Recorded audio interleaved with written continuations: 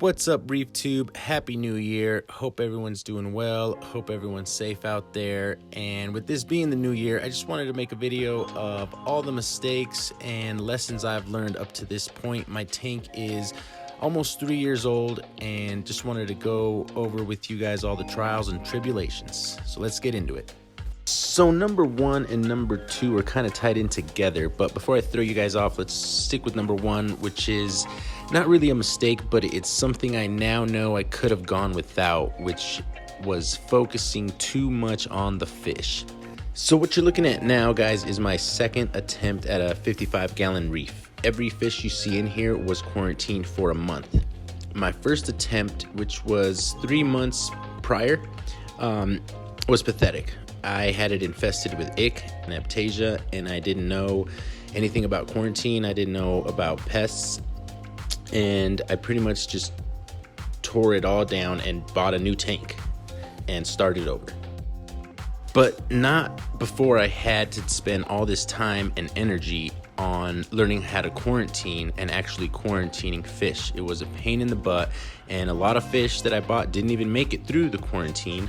Just dealing with that and purchasing a whole nother setup pretty much is something I wish I could have avoided and saved the time and money, and I could have done that had I just planned on having a fishless reef tank, which is something I'll think about in the future. But if you're like me, you got in this hobby because of the beautiful colors on this beautiful fish, and that is what you wanted. That's what got you in the reefing hobby, which was what got me in the reefing hobby. I didn't even know whether it was a freshwater or saltwater fish. It's like, yeah, it's a saltwater fish, then I need a saltwater tank. And if you're like me, you only then start learning about coral, and fast forward 3 years later, I am now only focused on my coral, and I can stare at my tank and not even look at my fish. It's like they're not even there. So if you do want fish, lesson number two, mistake number two for me was not quarantining my fish. So you gotta quarantine your fish if you want clean fish, 100% pest free. Either that, or you have to purchase the fish from someone who specifically quarantines fish for a living. Marinecollectors.com is the one I'll be using.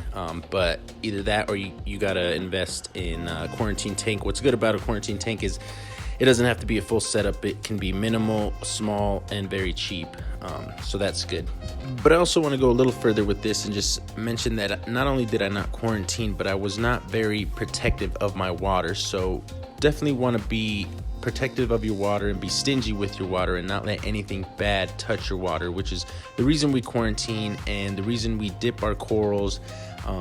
So just be vigilant about that and be careful with inverts and shrimps, crabs, snails, stuff like that, and just protect your water, because essentially we're just trying to take care of the water so the water can take care of everything else. Okay, lesson number three was not realizing the difficulty of a mixed reef tank. So like most reefers, I bought a bunch of LPS, put it in my tank, and things were going great.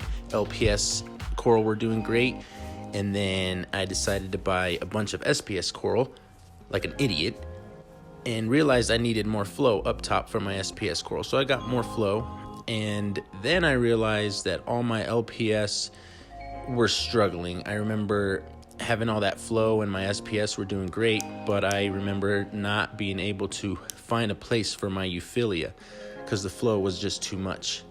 So my point here is just being able to cater to all the corals equally is tough, especially in a mixed reef tank. And I'm only using the flow as one example. There are other water parameters that you have to stay on top of, more so than you would if you had a tank just full of Acropora, if you had a tank with acants and zoas only, if you had a anemone tank only. So just think about that when you're picking coral. Okay, mistake numero cuatro was picking the 55-gallon long or 55-gallon tall. It's long and tall, and it's only 12 inches deep, which sucks. I mean, I love my tank and I make it work. I had to get the minimal rockscape, literally just put it down the center so I can clean around the rocks. So I have about 4 inches between the glass and the rock completely around the tank, which helps clean the back glass and the sand all over, which I love. But it kind of ties into mistake number 3. Had I had a bigger tank or a fatter tank or a deeper tank, I would have maybe been able to cater to more corals equally. But this tank, it's just tough. It's arguably the worst tank dimensions out there. But I make it work. Like I said, I love it. But don't pick this tank ever. Okay, lesson number 5 was not thinking about the temperature fluctuations in the room where the tank was placed. Now, it depends on where you live, but here in Colorado, the summers are really hot and the winters are freezing. Now, I have my tank on the 2nd floor of my house, which faces north, so it never gets direct sunlight. But in the summer, I had to get blackout curtains. I had to get a chiller for that room, and that's because my tank water would go up to 83 degrees, which pretty much crashed my tank.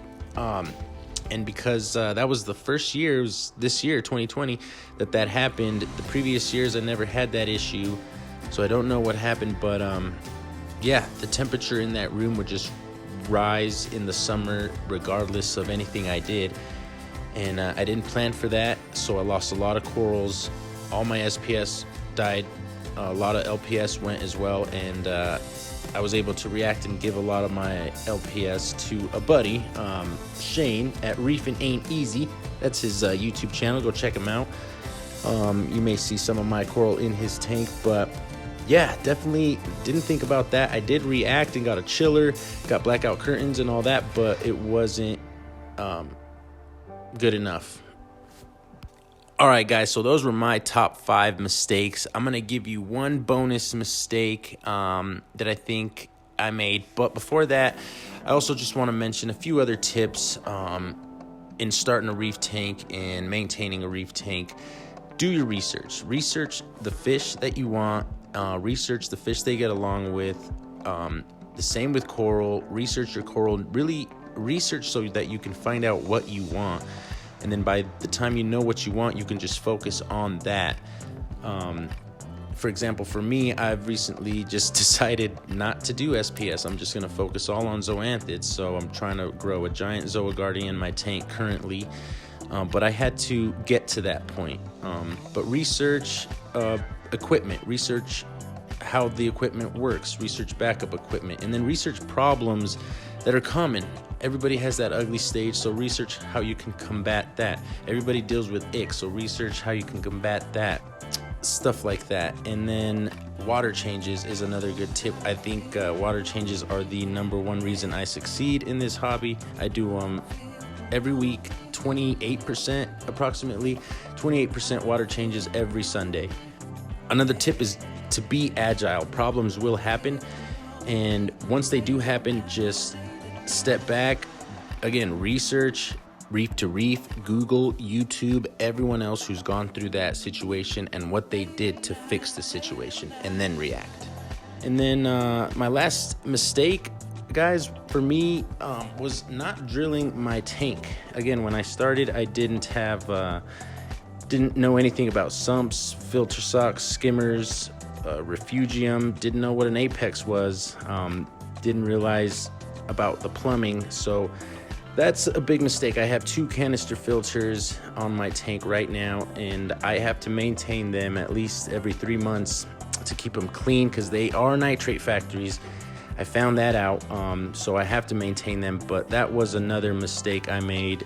But I do love my tank, guys, and the only thing I would change is the speed of my reactions, so that I maybe would have saved more fish and more coral. But that's it. I hope this video helps you guys. I hope this helps some of you that are starting a reef tank. You will run into troubles, but just keep on reefing.